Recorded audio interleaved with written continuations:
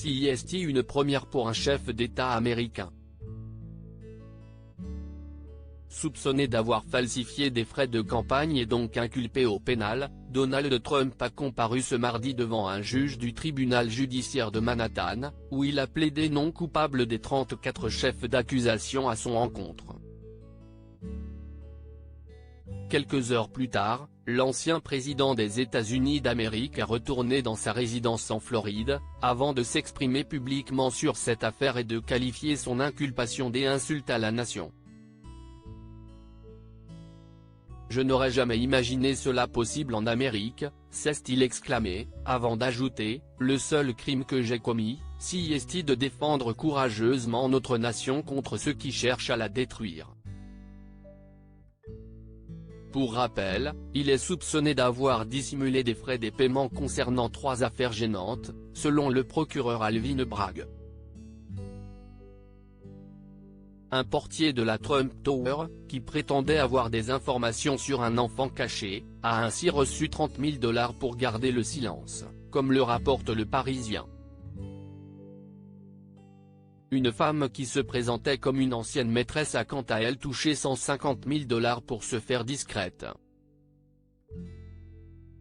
Enfin, l'affaire qui semble faire le plus de bruit concerne l'actrice de films pornographiques Stormy Daniels, qui aurait reçu 130 000 $ de la part du républicain pour qu'elle se taise au sujet d'une supposée relation extra-conjugale.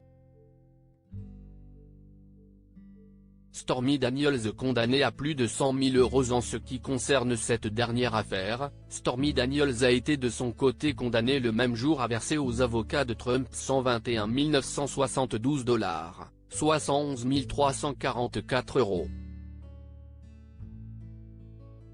Le père d'Ivanka et Tiffany réclamait depuis quelque temps à l'actrice le remboursement des honoraires d'avocat qu'il avait dû débourser pour se défendre lorsqu'elle l'avait poursuivi en diffamation. Elle avait pris cette décision après que son célèbre amant ait contesté ses dires, elle qui venait d'expliquer qu'un homme inconnu l'avait menacée dans un parking pour qu'elle garde le silence sur sa liaison avec Trump. Ce dernier s'était alors emparé de son compte Twitter pour qualifier ses propos d'escroquerie totale.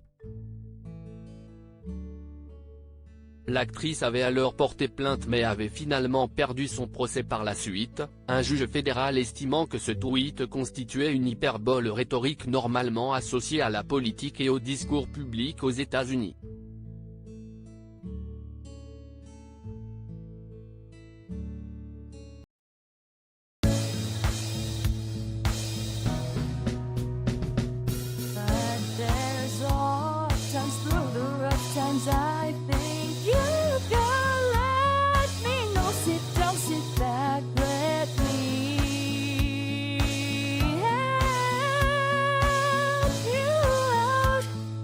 Just